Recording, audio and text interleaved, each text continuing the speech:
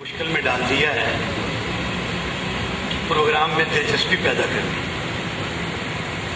آپ بھی سارے کے سارے بڑے سنجیدہ انداز میں اس وقت بیٹھے ہوئے ہیں. غالباً ہمارے منتظمین کی خواہش یہی ہے کہ آپ اپنے اس دور میں واپس لوٹ آئیں کہ جب ایک گھلنڈرے پن کا احساس اپنے آپ کو ہوتا تھا. ذرا عمر رفتہ کو آواز دینا، غزل اس نے چھیڑی مجھے ساز دینا. گوندل صاحب آپ کے سامنے تھے اور سفید بالوں کے ساتھ، اتنے سفید کہ جیسے چاندنی ساری کی ساری ان کے سر میں اتر آئی. اور آپ ذرا دیکھیں یہ ناظمین اور خاص کر ناظمین اعلیٰ بڑے احترام کے ساتھ کہ یہ کارکن بیچارہ کس قدر کمزور اور کس قدر ہمدردی کا مستحق ہے. ناظم اعلیٰ کتنے جوان ہیں جناب ظفر جمال صاحب کہ آج کے ناظم اعلیٰ بھی ان کے مقابلے میں بوڑھے لگ رہے ہیں. اور جناب انور گوندل ان کے کارکن، اور اتنے جابر قسم کے ناظم کہ 1.5 سال پہلے کی بات ہے جناب جاوید ہاشمی کے بھائی فوت ہو گئے اور ہم اکٹھے لاہور سے ان کے بھائی کی تعزیت کرنے کے لیے گئے. بے شمار لوگوں میں بیٹھا ہوا غمزدہ آدمی 30 سال پہلے کے ناظم کو دیکھ کے تھر تھر کانپنے لگا اور کھڑا ہو گیا اور دوڑ کے آیا اور قدم بوسی کی اور کہا جناب ناظم صاحب جان کی امان پاتا ہوں، آپ نے اتنا سفر کیوں کیا؟ میں وہاں حاضر ہو جاتا، آپ مجھ سے وہاں تعزیت کر لیں. تو جس ناظم اعلیٰ کا ایک مقامی جماعت کا ناظم اتنا جابر، آپ ذرا ان ناظم اعلیٰ کی روب اور دبدبے کا حال دیکھیں کہ آج تک بڑھاپا قریب نہیں پڑک سکا. اور مجھے اس پر بھی جناب زبیر صفدر صاحب کے اوپر بڑا اعتراض ہے. انہوں نے ماضی بعید اور ماضی قریب کے سیغوں میں بات کی کہ جنہوں نے اپنی جوانیاں جمعیت کے لیے قربان کر دی، ہم آج بھی اپنی جوانی جو ہے وہ الحمدللہ تحریک کے حوالے کیے ہوئے ہیں. اور انہوں نے یہاں یہ بھی کہا اور اپنی کسب و پرسی کا اور اپنی کم مائگی کا کچھ ہمارے ساتھ سابقین کے ساتھ رشتہ جوڑنے کی بات کی. یہ رشتہ نہیں جڑ سکتا. ہر ایک کے اپنے اپنے حالات ہوتے ہیں اور یہ حالات ایک اپنی اپنی قلبی واردات ہوتی ہے. ہم تو یہ بھی جانتے ہیں کہ ایک ہی پینٹ ہوتی تھی اور کئی لوگ دن کے مختلف اوقات میں پہنتے تھے. نہیں آپ ذرا سوچیں تو صحیح، ایک پینٹ ہے وہ شام کے 4 بجے کے انٹرویو کے لیے پہنی جا رہی ہے اور دھونے کا وقت نہیں ہے، اسی کو استری کیا جا رہا ہے. اب اس کے اوپر میل کچیل بھی ہے لیکن استری کو اور گرم کیا جا رہا ہے تاکہ میل کچیل دب جائے. لیکن اس سے بھی حیران کن بات یہ ہے کہ ایک آدمی کی شلوار ہے اور وہ اس نے لٹکائی ہوئی ہے، اس نے صبح انٹرویو دینا ہے. اب دوسرے نے رات کو پینٹ اتارنی ہے تو صبح اس نے وہی پینٹ جا کے پہن کے یونیورسٹی میں صدارت کرنی ہے. اب وہ رات کو کیا پہنے تو اس کی نظر اس شلوار پہ پڑی. اب رات کے 2 بجے ہیں اور وہ باہر سے آئے اور وہ شلوار استری شدہ ہے کہ صبح پبلک سروس کمیشن کا انٹرویو.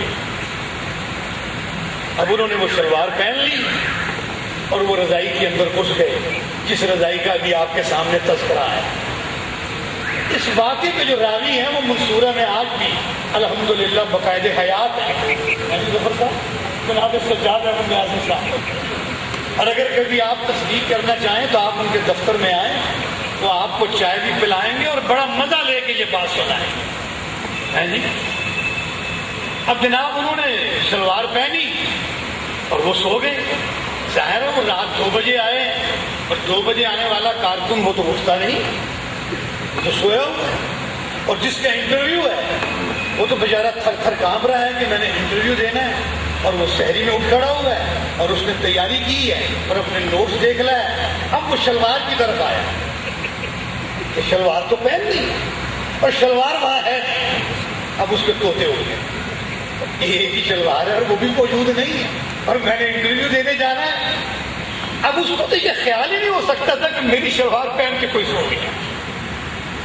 اب وہ باہر دیکھ ادھر دیکھ، یہ اشرا والا جو ہمارا مرکز تھا 4 زیادہ پارک، جہاں زبیر صفدر کے ابا وہ ناظم صوبہ جناب راؤ اختر صاحب، وہ اس کو مل گئے، وہ بھی صبح خیز تھے، الحمدللہ نماز با جماعت مسجد میں جا کے پڑھ کے آ رہے تھے، تو کہا میری شلوار نہیں، میں نے تو انٹرویو دینے جانا ہے، 1 گھنٹے کا پورا راستہ ہے۔ انہوں نے بھی کمر ومروں میں دیکھا، اس نے کہا تم نے شکور کو چیک کیا ہے؟ اس نے کہا چیک کرنے کا مطلب کیا ہے؟ لیکن ذرا اب تو شکور کی رضائی کھسکا کے دیکھو، تمہاری شلوار مجھے لگتا ہے وہ پہن کے سو گئے۔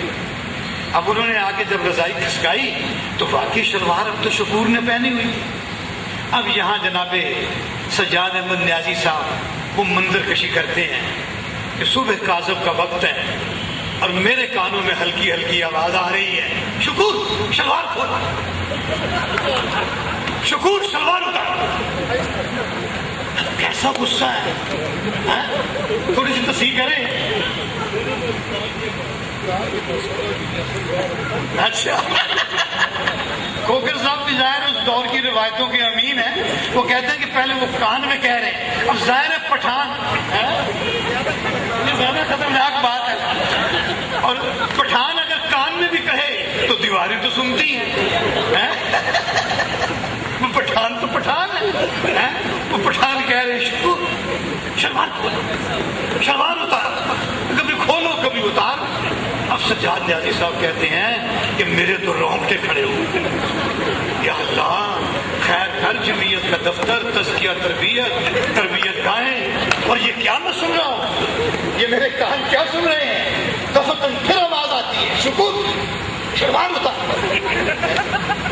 اب آپ سوچ لیں کہ کیا دور تھا جناب اور کیسا زمانہ تھا، اب آپ اس کو کیسے ہمارے ساتھ جو ہے وہ آج کے دور کو آپ ملائیں گے، کس طریقے سے یہ باتیں بھی ساری آگے اور الحمدللہ یہ چلتی ہیں۔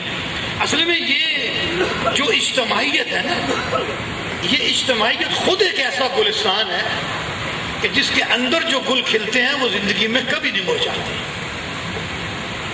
وہ گل ہمیشہ تر و تازہ رہتے ہیں۔ اس لیے میرے عزیزوں کہ ان گلوں کو جو پانی ملتا ہے وہ دلوں کے ایمان و یقین سے ملتا ہے، وہ عقیدے اور نظریے کی سچائی سے ملتا ہے، اور یہ ہمیشہ تر و تازہ رہتے ہیں۔ عقیدہ اور نظریہ کمزور پڑے گا تو یہ گل مرجھا جائے، ان کی خوشبو مار پڑ جائے، اور یہ یادیں ہیں اور یہ باتیں ہیں۔ میں کبھی کبھی جب ہم اس پہ سوچتے ہیں تو انسانوں نے تو راستہ اپنانا ہے، اب اس راستے کی حقانیت اور سچائی کا یقین یہ کیسے ہو؟ ظاہر ہے وہی تو خاتم النبیین صلی اللہ علیہ وسلم پہ اتری، انبیاء پہ اتری، اب جتنے بھی متبعین ہیں ان کو کیسے یقین ہو کہ یہ راستہ سچ کا راستہ ہے؟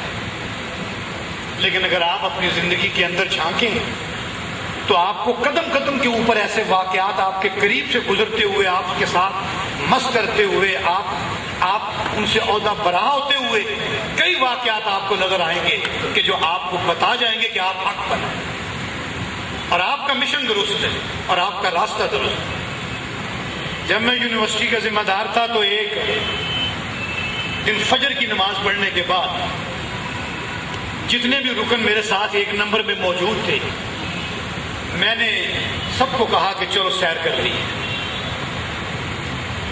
سیر کے لیے ہم نکل کھڑے ہوئے، یہاں نہر کے کنارے آئے اور ہم آگے کی طرف پل کی طرف چل پڑے۔ پل سے پہلے جب ہم لائبریری سائنس کے سامنے آئے تو میں نے ان کو اچانک کہہ دیا چھلانگیں لگا دو۔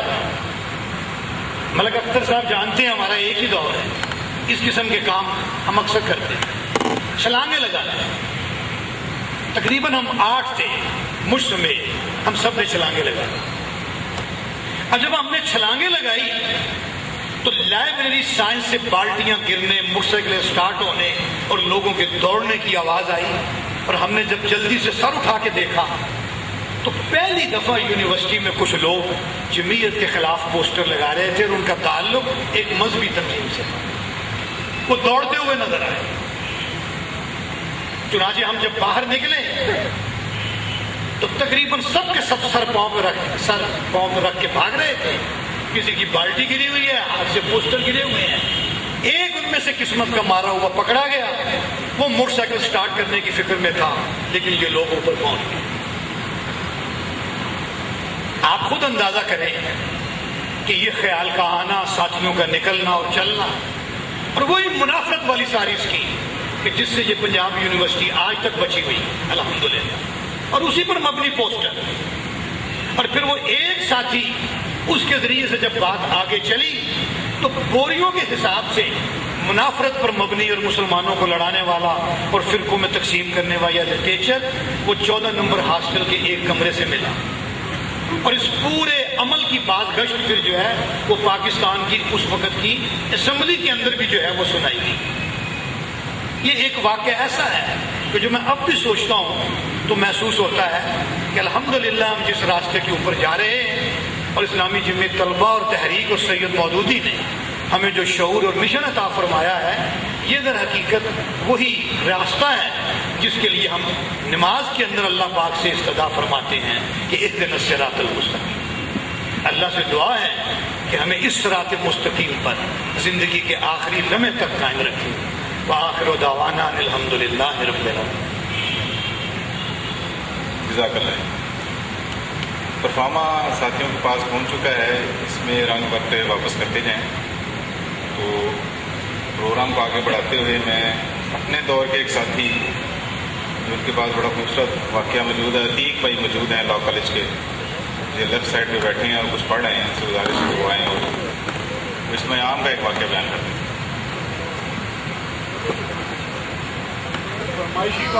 پنجاب میں یہ جمعیت کی آب و تاب، جامعہ پنجاب میں یہ جمعیت کی آب و تاب، پرورش پا کر جواں ہے سیدی کا انقلاب، پرورش پا کر۔ اعوذ باللہ من الشیطان الرجیم، بسم اللہ الرحمن الرحیم۔ واقعہ جس کی طرف طیب بھائی نے اشارہ کیا، اس کے دوسرے جو ہے وہ ساتھی تو میرے خیال اس وقت موجود نہیں ہے۔ امجد بھائی نے پچھلے اجتماع عام کی بات ہے، تو یہاں یونیورسٹی میں ہم نے کچھ ٹیمیں بنی تھی فنانس اکٹھا کرنے کے لیے۔ اس حوالے سے یہ طے ہوا تھا کہ جو ملٹی نیشنلز ہیں ان سے ہم جو ہے وہ اس طریقے سے نہیں لیں گے، اور جو لوکل کمپنیز ہیں ان سے ڈونیشن اکٹھی کریں گے۔ تو اس سلسلے میں یہ ہم نے کچھ کافی کمپنی کے ساتھ طے کیا، تو بینز کا بھی طے کیا کہ بینز جوس پلانے والے جو ہیں ان سے بھی اعانت لیں گے، کیونکہ یونیورسٹی میں یہاں بینز جوس وغیرہ بھی آتے تھے۔ تو یہاں 17 پہ فون کیا اور ان سے نمبر لیا کہ بینز کا نمبر دے دیں، اور انہوں نے ایک نمبر دیا اور اس پہ ہم نے رابطہ کیا۔ اب اس میں ایک لطیفہ یہ ہوا کہ انہوں نے بینز کی بجائے پیل کا نمبر دے دیا۔ تو ہم نے ان سے کہا جی کہ بینز سے بول رہے ہیں، انہوں نے کہا جی پیل سے بول رہے ہیں، تو ہمیں یہی سمجھ آئی کہ یہ بینز سے بول رہے ہیں۔ تو ان سے ٹائم طے ہو گیا کہ جی آپ فلاں وقت میں آئیں گے، اور انہوں نے بتایا جی کہ فلاں جگہ پہ ہمارا دفتر ہے، تو آپ فلاں دن آ جائیں۔ میں اور میرے ساتھ معتمد جامع امجد حسین بھائی ہم چلے گئے وہاں پہ۔ تو جب وہاں پہ گئے تو وہاں پہ ظاہر ہے وہ فیکٹری کا بورڈ تھا، وہ ہم نے دیکھنا تھا، وہ دیکھا تو کوئی بورڈ نہیں ہے۔ تو ہم نے انہیں فون کیا کہ آپ کا دفتر کہاں پہ ہے؟ انہوں نے کہا جی بالکل یہ مین فیروزپور روڈ پہ ہے، یہ آپ پل اترے تو ساتھ ہی ہمارا دفتر ہے۔ تو ہم وہ پل اترے اور اس سے پھر کبھی آگے گئے کبھی پیچھے آئے، پھر فون کرے انہیں، وہ کہیں جی کہ بالکل پل اترے تو ہمارا ساتھ دفتر ہے، اتنی بڑی فیکٹری آپ کو نظر نہیں آ رہی؟ تو ہم کہیں جی کہ فیکٹری یہاں پہ تو کوئی فیکٹری نظر نہیں آ رہی۔ وہ کہیں جی پل اترے اور بالکل ساتھ آپ دیکھیں اس کے گیٹ ہے۔ تو کافی دیر چکر لگانے کے بعد، اور بلکہ وہ کالے تک ہم چکر لگایا کہ شاید کوئی اور پل ہو جو ہم اس میں بھول رہے ہیں۔ تو پھر جا کے پتہ چلا کہ وہ آخر انہوں نے کہا جی کہ یہ پل اترے تو ساتھ پیل کا دفتر ہے۔